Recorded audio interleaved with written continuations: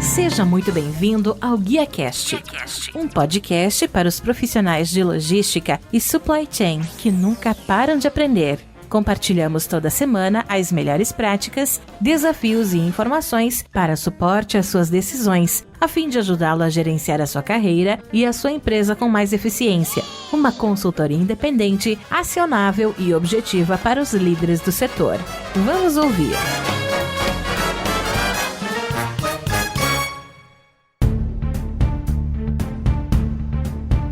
Olá, que tal? Tudo bem? Eu sou o Rodilson Silva e recebemos hoje no GuiaCast Francisco Martins, que é Head de Supply Chain e Customer Service na Festo Brasil. Ele é engenheiro de produção pela Universidade Federal da Paraíba e INSA de Lyon, França, com especialização em transformação digital pelo Sebralog e economia comportamental pela Universidade de Chicago. Vivência acadêmica também na Universidade do Porto. Possui 17 anos de experiências nas áreas de supply chain e operações, compras e serviço ao cliente, tendo atuado em grandes multinacionais como L'Oréal, Ford Motor Company, DHL, Dow Química, Sodexo Group e Faurecia, tanto no Brasil como no exterior, Portugal e França. Atualmente é o responsável pela área de Supply Chain e Customer Service na Festo Brasil, onde está inserido em iniciativas para aumento de produtividade, eficiência operacional e melhoria da experiência do cliente através da automação e digitalização. Sem mais, vamos trazer aqui para o palco do GuiaCast Francisco Martins. Francisco, mais uma vez aí, então, seja muito bem-vindo ao GuiaCast. Muito obrigado por abrir um espaço na sua agenda e me ajudar a fazer mais um episódio. Um prazer estar aqui com você, muito bom ter esse momento aqui para a gente compartilhar experiências. E só queria parabenizá-lo aí pela iniciativa, acho que é mais um canal aí importante para nós aqui da área de supply chain e logística, que a gente possa aí realmente compartilhar o nosso dia a dia, nosso conhecimento.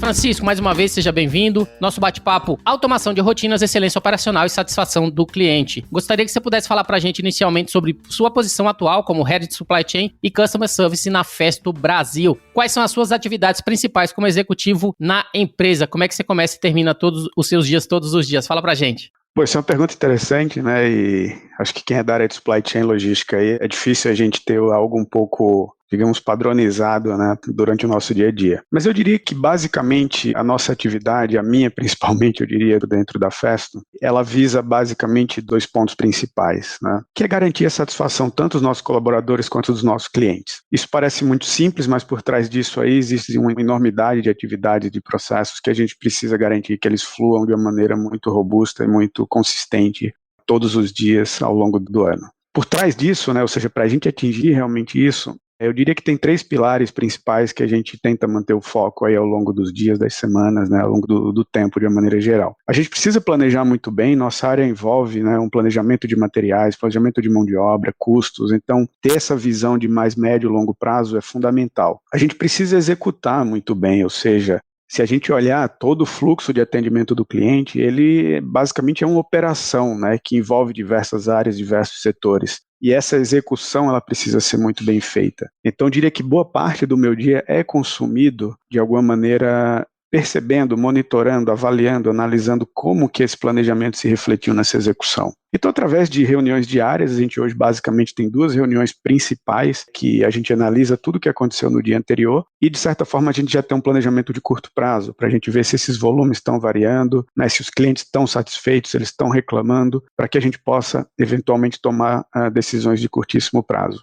E sem dúvida, um terceiro pilar que é, dentro de logística e supply chain, a gente não pode ficar sem falar sobre isso, que é o gerenciamento de riscos, né? Então, uma leitura contínua desse cenário interno, externo, como que essas operações estão se comportando, o que o cenário, digamos, externo à Festo tem trazido de desafio. Então, juntar essas 3 pilares ao longo do dia, essencialmente ele consome minha rotina por completo. Um exemplo aí, realmente, em relação a esse último tema, hoje em dia, acho que está muito mais evidente para todo mundo a importância da gestão de risco em todo o cenário que a gente está passando globalmente aí, em termos de riscos da cadeia de suprimentos. Então, a gente tem dado um ênfase muito grande nesse processo. E eu diria que tanto no começo e no final do dia, isso talvez esteja hoje em mais evidência que o restante. Falando um pouquinho da Festo, né, para que a gente conheça onde você trabalha, a Festo a gente sabe que é um dos líderes mundiais no fornecimento de tecnologia, de automação e educação técnica. Você poderia falar um pouquinho para a gente sobre a empresa, unidades de negócio, quais são os produtos que a empresa oferece atualmente no Brasil e no mundo?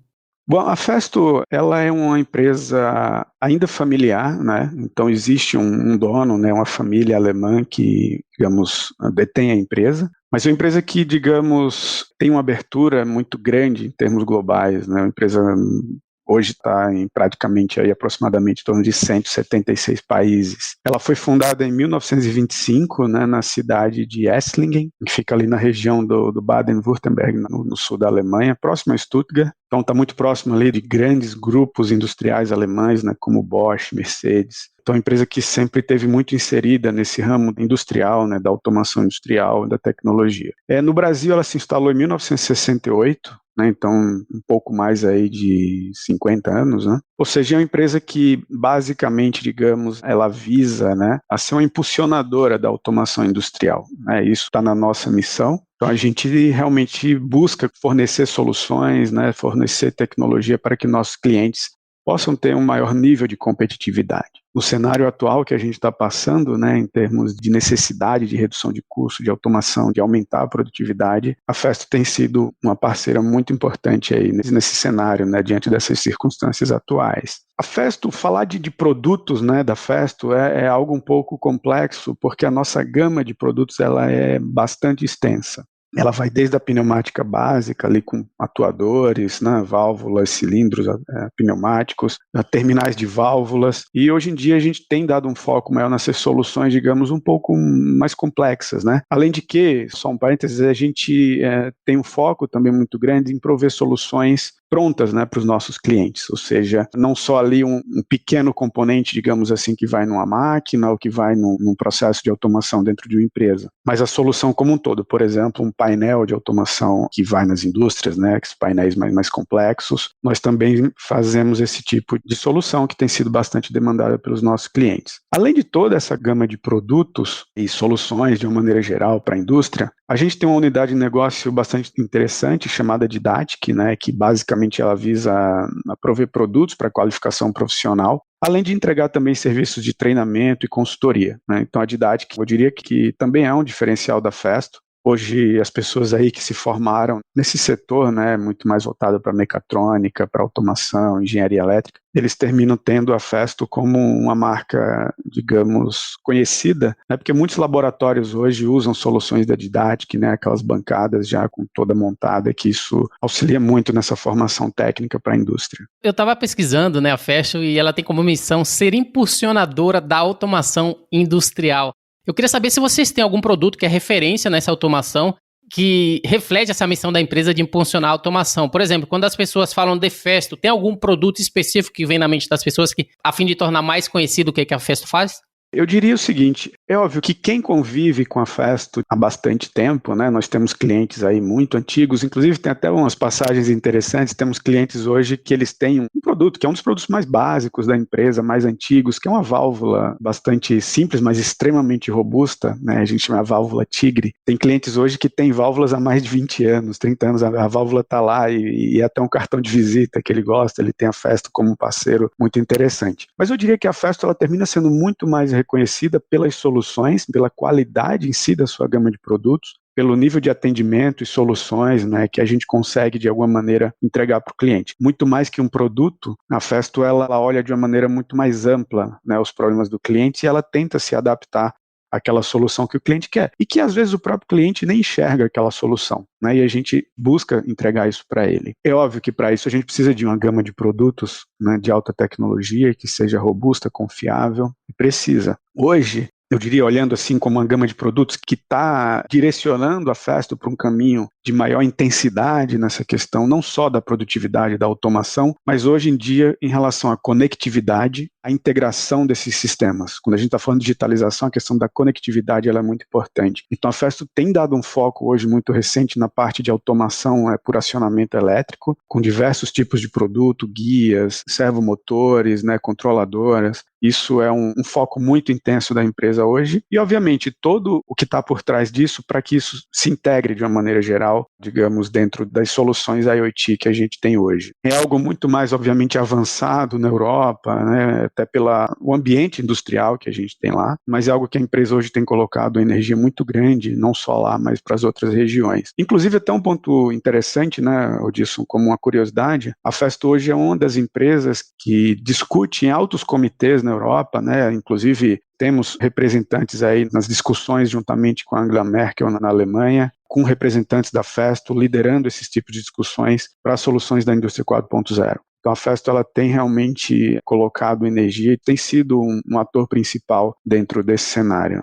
Pessoal, nosso bate-papo de hoje é automação de rotinas, excelência operacional e satisfação do cliente. E antes da gente começar isso, foi importante a gente conhecer primeiramente o nosso entrevistado de hoje, que é o Francisco Martins, que é Head de Supply Chain Customer Service na Festo, e também quem é a Festo, conforme a gente falou, uma empresa, né, que é uma das líderes mundial no fornecimento de tecnologia de automação e educação técnica. Francisco, automação de rotinas, excelência operacional e satisfação do cliente. Quando a gente fala exatamente desses termos, qual que é o objetivo principal quando a gente entra nesse assunto, automação de rotina e excelência operacional, frente ao serviço que vocês prestam para as empresas? Quando a gente fala, né, da automação, né, a Festo como impulsionadora, né, dessa automação, é óbvio que a gente está olhando para os clientes, para os processos internos, muito mais para um setor industrial, né, ou seja, a automação dos processos. É óbvio que dentro da nossa empresa, a gente precisa tratar esses clientes de uma maneira muito, digamos, à altura, né, do que a Festo se propõe a fazer. E a gente tem que ter, e nós temos isso como um valor interno, de prover uma satisfação plena dos nossos clientes. Hoje a gente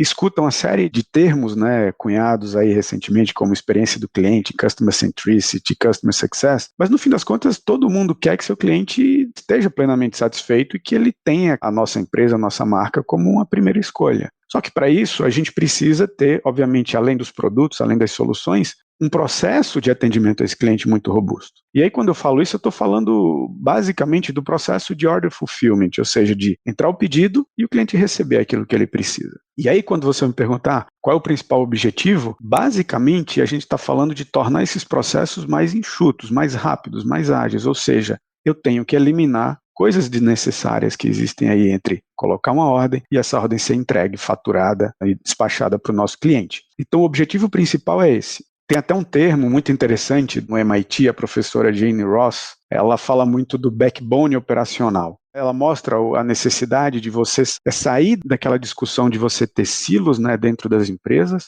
em que cada um não se conversa, em que você termina tendo um fluxo de informação muito confuso entre essas áreas, e que isso, no fim das contas, tem um efeito muito grande lá na frente da hora de entregar para o cliente. Porque a ordem, vamos pegar a ordem dentro da empresa como aquilo que a gente tem que ter atenção. Entrou a ordem, ela tem que fluir, tem que chegar no cliente. Se entre esses departamentos eles não se conversam, é um problema. Então a automação, Odilson, de uma maneira geral, ela visa a eliminar esses problemas, tornar processos burocráticos, repetitivos, automáticos, para que a gente possa trabalhar muito mais essa nossa capacidade interna para atender o cliente, para se integrar, para buscar melhorias internas de forma a satisfazer melhor esse cliente.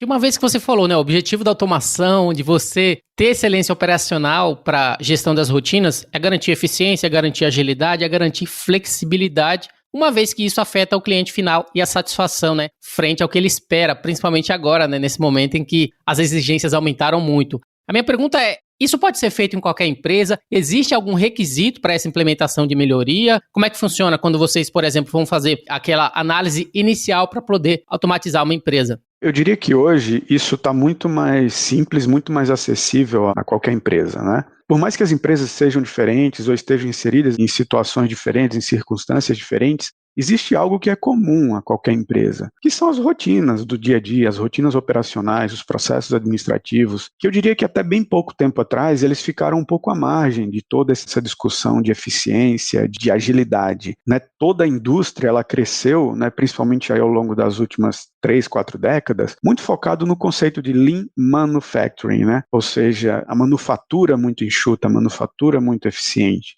De alguns anos para cá, tem se discutido, ou seja, a aplicação de soluções para isso dentro de um ambiente mais administrativo. Então eu vejo que essas automações, elas são plenamente viáveis para qualquer tipo de empresa, porque você tem o processamento de ordem, você tem contas a pagar, você tem contas a receber, você tem pós-venda, você tem follow-up de pedidos, você tem planejamento de materiais, em qualquer empresa. Talvez você vá para um setor de serviço, tem um pouco menos, um pouco mais, ou seja, um pouco diferente, mas esse tipo de solução ele é plenamente aplicável em qualquer local, sem dúvida.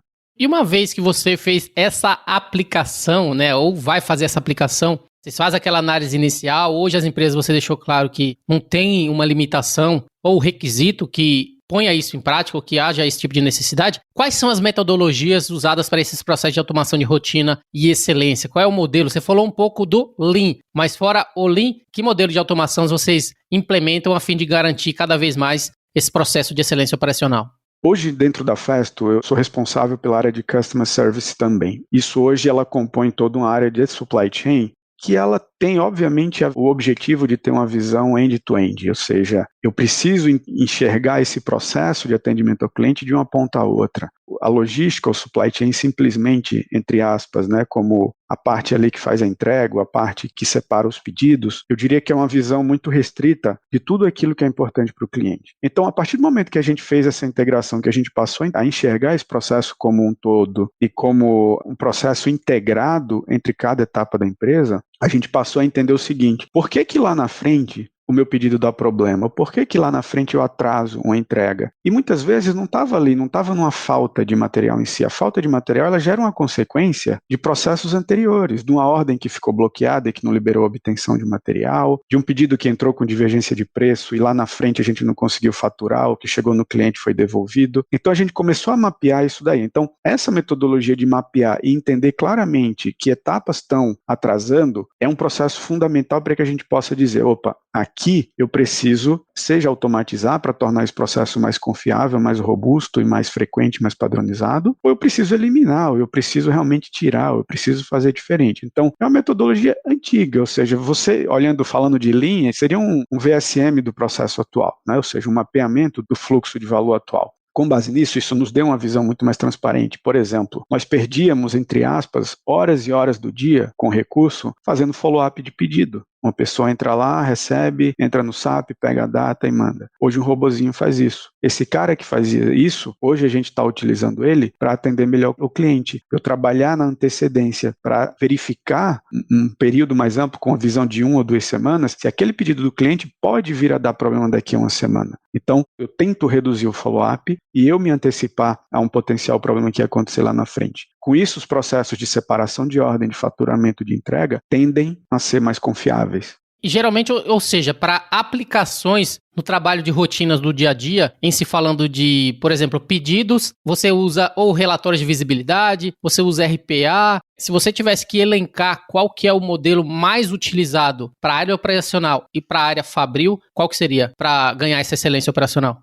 Hoje, basicamente, tudo isso que eu estou falando aqui, essencialmente a gente está falando de RPA. Agora, é importante a gente colocar aqui um conceito que talvez hoje muitas empresas elas terminam retardando muito esse processo, porque a gente termina usando metodologias, eu diria, até um pouco mais conservadoras para coisas que são talvez inovadoras, né? Por que eu estou falando isso? Quando a gente olha esses pequenos processos do dia a dia, são processos muito simples, muito direcionados, muito específicos, né? Por exemplo, um processo de follow-up. Dificilmente você vai pegar uma solução robusta dos grandes fabricantes ou desenvolvedores de RPA para resolver isso, porque vai ser um custo muito elevado. Isso não vai se pagar tão facilmente. Então esse é um grande desafio da implementação do RPA. Então o que a gente faz? A gente descentralizou muito isso. Quem faz essas implementações hoje são os próprios colaboradores. A gente tem algumas funções-chave, isso foi iniciativa deles, né? Inclusive, essa pessoa que começou a fazer isso, hoje ela foi promovida, virou um analista de inteligência de supply chain, que está tentando divulgar isso dentro da empresa. Então, hoje a gente usa automações simples, automações de tela em Python, desenvolvidas dentro da própria empresa, e isso está avançando numa velocidade muito rápida. E ao mesmo tempo que a gente está treinando pessoas internas. Então, por exemplo, dentro da área de supply chain tem 2, 3 pessoas que já conseguem fazer isso. Em outras áreas as pessoas estão criando, digamos, a curiosidade por isso, estão buscando também se aperfeiçoar. Eu diria que é um pouco do que a gente tinha uns anos atrás com a macro do Excel, só que muito mais potente e que você consegue fazer, digamos, integração entre processos e automatizar rotinas mais complexas, né? Sem, obviamente, um nível de inteligência artificial por trás, né? São coisas repetitivas, coisas muito mais rotineiras.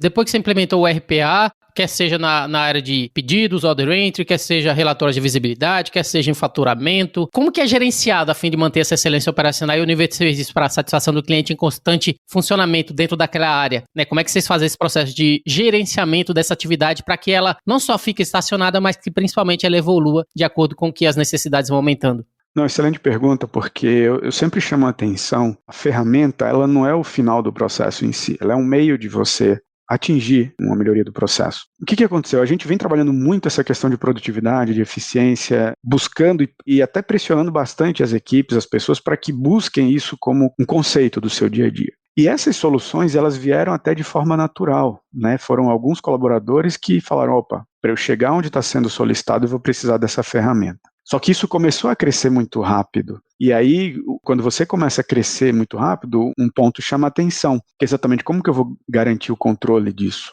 Porque quando eu falo para o cliente, a partir de hoje eu vou te entregar isso mais rápido, mais confiável, ele já criou uma nova expectativa. Você não pode mais voltar atrás nisso. Então, como que internamente a gente se organiza para que isso se mantenha, né? Basicamente, o que nós fizemos foi, a gente criou uma função hoje de analista de inteligência do supply chain, que basicamente full time dedicado hoje para continuar incentivando esse tipo de solução interna, formando novas pessoas, divulgando internamente a necessidade disso e cada vez mais, isso é importante, descentralizando essas aplicações, para que a gente possa ganhar velocidade, ganhar sustentabilidade nisso. Só que uma boa parte da função dele é a governança disso. Então, aonde está implementado, quem está controlando, como que isso está sendo gerenciado, isso é fundamental, porque senão isso se perde com o tempo. E aí depois aquilo que você vendeu para o teu cliente você não consegue manter. Então, essa é a parte, digamos, das soluções. Agora, o efeito disso na operação a gente mede, obviamente, através de dados, de informações. Então, nós também temos hoje uma extensa lista de indicadores, de KPIs-chave para a operação, em que a gente monitora uma série de processos que afetam essa satisfação do cliente. Então, pesquisa de satisfação, tempo de processamento de ordem, OTIF, devoluções, eu diria aí em torno de 30 a 35 indicadores, rotineiramente, diariamente a gente está monitorando. Porque isso nos dá uma visão muito clara de como isso tem variado no curto prazo. E nos dá uma visão muito clara de como a gente precisa reagir rápido. Supply chain, atendimento ao cliente, essencialmente é uma reação rápida a alguma variação em torno de um objetivo que você tem. Essas duas estruturas, elas conseguem, de alguma maneira, garantir que essas implementações estão tanto sendo mantidas quanto monitorando o efeito dela no cliente. A gente sabe que são diferentes soluções para diferentes tipos de problemas. Algumas metodologias talvez funcionem em certos desafios do que outros, né, melhores e assim por diante. Eu gostaria de saber um pouquinho de algum exemplo prático que você poderia trazer para a gente, né, para a gente entender melhor como que funciona esse processo de automação associado à excelência operacional, RPA. Você falou um pouquinho de order entry, né, relatórios de visibilidade, então é mais para a gente entender na prática. É claro que depende muito da criatividade da pessoa também, de você identificar aquilo, ações rotineiras que podem serem automatizadas, mas no exemplo prático para o público aqui entender que tipo de operações, que tipo de ações podem ser automatizadas a fim de que a gente consiga excelência operacional conforme o nosso tema de hoje. Vou te dar 2, 3 exemplos aqui. O primeiro eu falei um pouco, questão de follow-up, eu acho que isso, follow-up de ordem é uma coisa que toda empresa tem, né? Toda empresa que entrega algum determinado produto, o cliente quer saber como está aquela ordem, se vai chegar, se não vai. Nós recebemos em média aí de 100 a 150 solicitações por dia para isso. Obviamente isso consumia muito tempo de uma determinada pessoa e o tempo que aquela pessoa estava dedicando a isso, outro cliente também já estava solicitando. Então também não conseguia atender o cliente na velocidade que ele queria. Então imagina você é o cliente que quer uma ordem, saber como está a sua ordem, você manda um e-mail e esse e-mail leva 2, 3 dias para ser respondido, ou seja, naquele mesmo dia, você já não consegue, digamos assim, responder para o cliente. Então, aquele follow-up, se ele fez um follow-up, é porque ele está preocupado com a entrega daquela ordem. Se a resposta para aquilo não chega rápido, gera uma sensação de insatisfação. Quando a gente automatizou esse processo hoje, eu consigo responder em média de 200 a 300 e-mails num curtíssimo intervalo de tempo. É óbvio, tem cliente que ele não quer só aquele e-mail padrão, ele quer algo um pouco mais, mas é a minoria. Então eu consigo dedicar aquela pessoa que antes estava dedicado a responder 150, 200 e-mails, a ele responder só esses clientes de uma maneira um pouco mais diferenciada.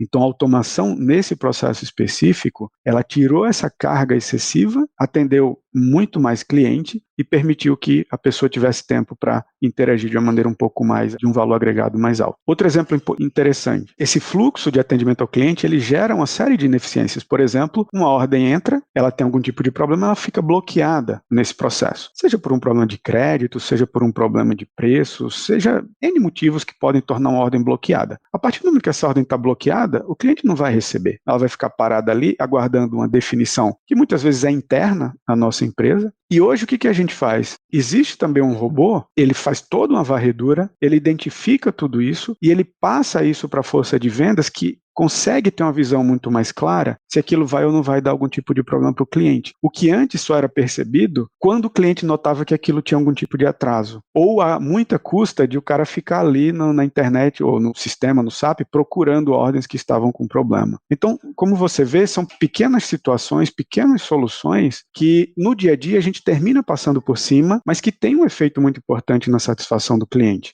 Vou te dar um terceiro exemplo, que aí, digamos, está mais associado à gestão operacional do dia a dia. Como eu falei para você, nós temos uma série de informações, de indicadores que são utilizados no dia a dia para monitorar hora a hora a operação. Então eu começo o dia por volta de 7 da manhã e eu tenho um volume para entregar naquele dia. Eu tenho que saber hora a hora se eu estou cumprindo aquilo, se aquilo está variando, se está entrando mais ordem, se não está. Esse processo, ele precisa ser muito automático para que os supervisores, os gerentes da operação, eles consigam monitorar aquilo de uma maneira muito sistemática e no curtíssimo prazo. Antes, essas informações eram extraídas de diferentes relatórios. Por exemplo, quantas linhas eu estou separando por hora, quantas remessas eu estou separando por hora, quantos itens eu estou tendo que fazer picking. Isso hoje não está pronto, mas a gente está trabalhando numa solução para que isso seja mostrado para a operação a cada hora de forma automática, ou seja, a atualização desses dados, que ele precisa em bases de BI diferentes, consolidar isso de uma maneira visual, isso vai ser feito também automaticamente, ou seja,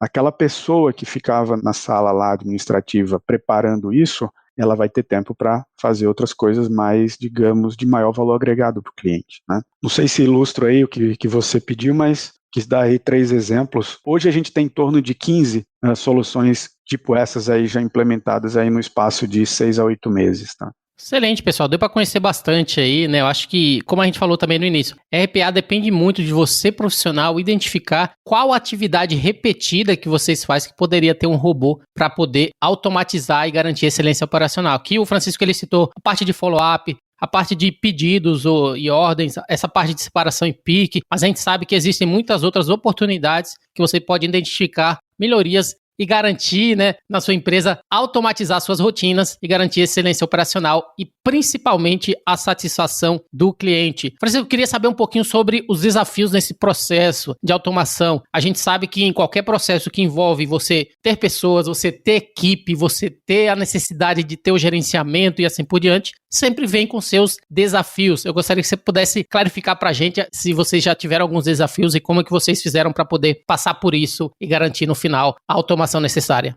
Sem dúvidas que existem inúmeros desafios e principalmente, eu até comentei um pouquinho antes, é muito difícil hoje você conseguir de cara pagar investimentos para esse tipo de solução. Principalmente quando a gente vai para soluções mais robustas, né? Ou seja, de grandes desenvolvedores, de soluções mais elaboradas para isso. Então a gente teve uma experiência inicial em que a gente tentou automatizar todo o processo de entrada de ordens, ou seja, a própria digitação de ordens ser automatizada. Mas a gente percebeu que isso exigia um nível de inteligência maior, ou seja, existiam diversos pontos de decisão que tornaram a solução em RPA complexa. Ainda mais no nosso país, que todo dia o robô gerava exceções, porque você tem variação de preço, variação de câmbio, ou seja, uma série de coisas que aquele programinha que você fez lá para o robô rodar, na hora que ia para a prática já tinha mudado alguma coisa. Então isso se mostrou uma ferramenta não tão eficiente para esse tipo de solução. E nós sofremos bastante aí nesse período. Além do que, o save numa implementação dessa ele é muito difícil de você capturar e de você vender para a organização, porque você tem um custo de manutenção, você tem que ter uma máquina lá rodando. E normalmente esses custos hoje são em euros, são em moedas muito fortes que para a gente complica um pouco a situação. Então esse é um grande desafio. Primeiro, você tem que adequar muito bem a solução para o problema que você tem. E isso é um problema porque hoje, com essa questão de digitalização, as pessoas confundem muito a ferramenta com o processo. Então eles acham, vou meter RPA dentro da minha empresa e eu vou ser uma empresa que estou digitalmente transformada. Isso é um erro, porque, e até um termo que o pessoal usa bastante Se eu implemento um robô da forma errada, a única coisa que eu vou fazer é cometer mais erro por minuto em relação ao que eu cometi antes. Se você não trabalhou ali numa padronização, se você não escolheu muito bem seu processo, se o teu nível de padronização daquele processo não está adequado para um robô fazer sozinho. Então, isso é muito importante de você, entre aspas, perder um tempo muito bom no início. Tá? Então, esse talvez seja um dos grandes desafios. Aquele processo que você tem, se o robô é capaz de fazer. E só para eu concluir, o robô ele vai te mostrar quão ineficiente você era. Porque a partir do momento que você automatiza aquela rotina, ele vai dizer o seguinte, cara, isso aqui era uma área de decisão que um ser humano lá atrás decidiu fazer diferente. E nós somos assim, né? Eu acho que a nossa capacidade de raciocínio e inteligência leva a isso. Então o processo era esse, mas um cliente reclamou lá atrás, eu criei um processo paralelo para atender aquele cliente. Na hora que eu automatizo isso, o robô não sabe fazer. Aí você vai dizer para o teu cliente o seguinte, ó, isso aqui eu não posso fazer mais porque agora é um robô. Isso é um problema. E ele te mostra o quão ineficiente você era para atender o teu cliente. E nem sempre você estava deixando o teu cliente satisfeito com isso. Então, eu diria que esse é um dos principais desafios, Rodilson. Depois disso, vem outro desafio importante, que é a capacitação das pessoas para lidar com essas soluções. Quando a gente começou a ver isso, a gente começou a entender, o robô já era exceção. Quem trata a exceção? Como eu trato?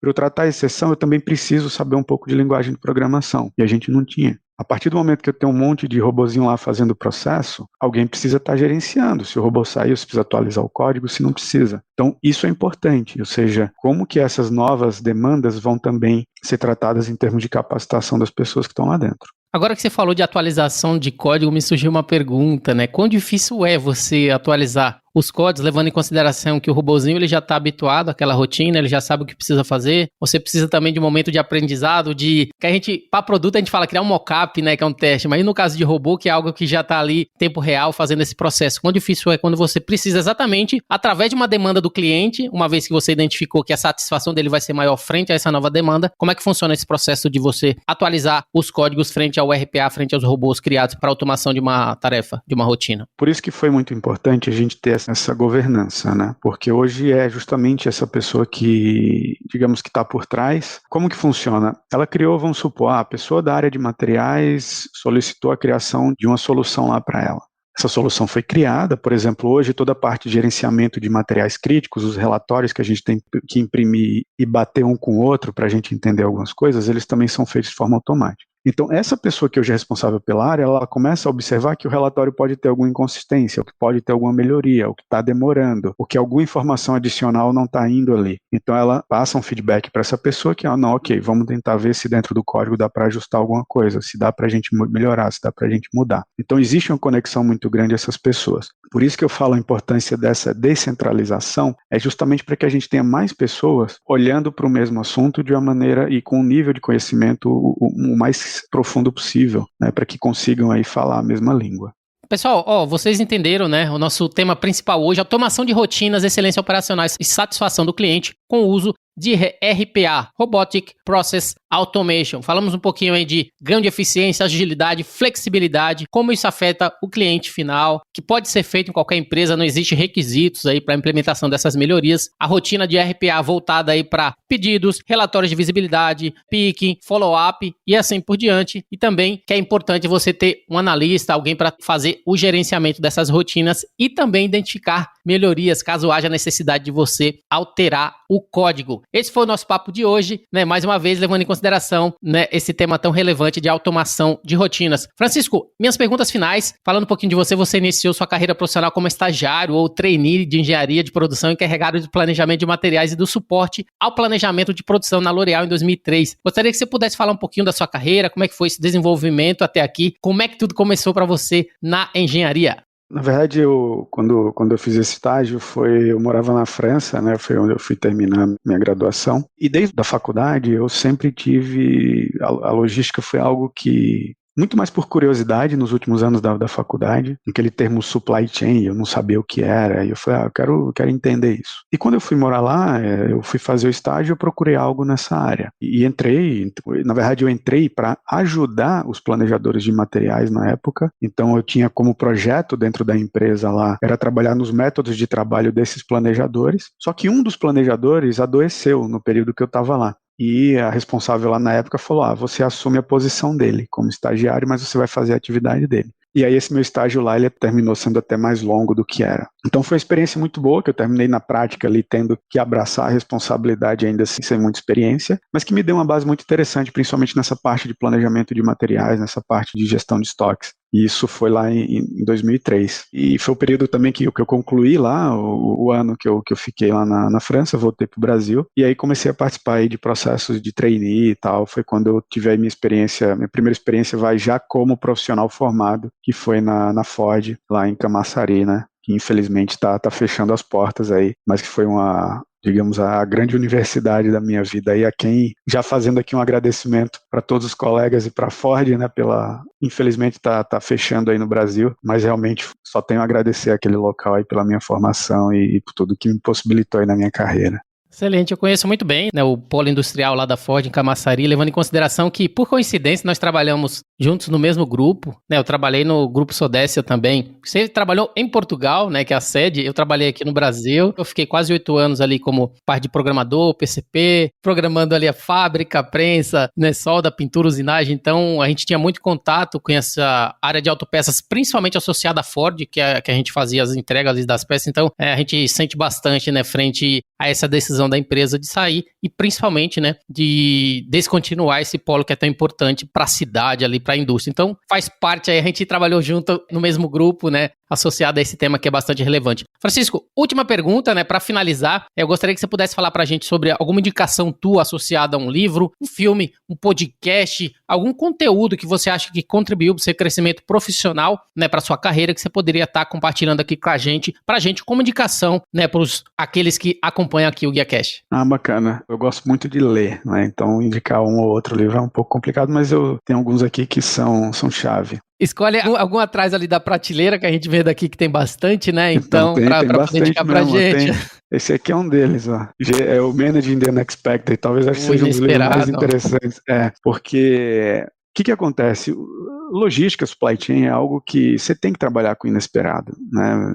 Ainda mais no Brasil. A gente não sabe o dia de amanhã, a circunstância que a gente vive hoje, ela é extremamente volátil, né? O mundo VUCA aí, né, que tanto se fala. Então, quanto mais você desenvolve metodologias ou formas de gerenciar esse inesperado, mais resiliente, mais robusto, com maior sucesso você vai conseguir desenvolver e gerenciar as suas atividades. Então, esse livro ele é do Carl Weick e da Kathleen Sutcliffe. Como eu falei, chama Managing the Unexpected, e ele basicamente é performance resiliente numa era de incertezas. Um livro muito interessante, eu fui apresentado esse livro quando eu trabalhava na Dow Química, né, uma empresa que tem uma visão de segurança, de processo, até pela natureza do trabalho dela, absurda. Então isso foi parte de um treinamento que nós tivemos dentro da empresa, até hoje eu tenho ele como uma grande referência. Mas eu também hoje estudo muito a questão de liderança e de comportamento humano. Então, 2 livros também que são muito, muito interessantes. Um chama Equipes Brilhantes, do Daniel Coyle, e o outro é Your Brain Network, do David Rock. Esse muito mais focado em neurociência, né, e como o nosso cérebro se comporta no nosso dia a dia, né? Então são 3 livros interessantes. Esse falou de podcast, e esse último que eu falei, o Your Brain Network, do David Rock, ele é um dos fundadores ou fundador do Neuro Leadership Institute, e eles também têm um podcast relacionado ao tema, né? Excelente. Pessoal, nossas indicações: Managing the Unexpected, como a gente viu, tudo a ver para os profissionais de logística e supply chain, né, para você gerenciar o inesperado. A gente teve Equipes Brilhantes, acho que isso é bastante importante, principalmente para a nossa era também, para você gerenciar a equipe, gerenciar pessoas e se tornar cada vez mais um líder melhor. E por último, Your Brain Network, falando um pouquinho aí da importância associada a essa parte do cérebro. Francisco, essa foi minha última pergunta, né? Eu gostaria de agradecer a sua participação e também a sua disponibilidade de estar aqui comigo hoje e compartilhar das suas histórias com os nossos ouvintes. Você poderia deixar seus contatos e fazer para a gente as suas considerações finais. Bom, eu deixo aqui, né, quem precisar ou quiser interagir um pouco mais, eu estou lá no LinkedIn, Francisco Martins, né, me acha facilmente lá. Tenho trocado bastante interação aí, tenho feito bastante interação com o pessoal lá. Francisco.martins é meu e-mail, @fast.com. Então, Sintam-se à vontade aí de entrar em contato. E basicamente, Rodilson, eu queria agradecê-lo aí pelo espaço, parabenizar aí mais uma vez pela iniciativa. Eu acho que você termina sendo um desbravador aí desse processo, né? A pandemia, de certa forma, também ajuda que a gente interaja de forma mais remota, mas é sempre um desafio, né? Uma empreitada como essa, né? Um evento desse por dia durante o mês, tem que ter energia para fazer. E muito bom até conhecer a plataforma, poder expor aqui um pouco meu dia a dia. É um tempo curto para você falar de tudo, mas eu tentei realmente trazer aqui um pouco mais resumidamente aquilo que nos envolve. E, obviamente, agradecer aí e deixar meu profundo agradecimento mais uma vez a você aí pela oportunidade. E me coloco à disposição aí, obviamente, para quem quiser interagir fora dessa plataforma também. Pessoal, o GuiaCast teve a honra de receber Francisco Martins, Head de Supply Chain e Customer Service na Festo Brasil, onde falamos sobre o tema automação de rotinas, excelência operacional e satisfação de clientes com o uso do RPA, Robotic Process Automation. Se você gostou desse episódio, você pode compartilhar com seus colegas, amigos e profissionais do Supply Chain e, se possível, deixe uma avaliação e um comentário em ratethispodcast.com/GuiaCast. Você também pode me encontrar no LinkedIn, é só procurar por Rodilson Silva, comunicador logístico multiplataforma. Eu sou Rodilson Silva com Francisco Martins, que te envia um GuiaCast abraço. Até a próxima. Tchau, tchau.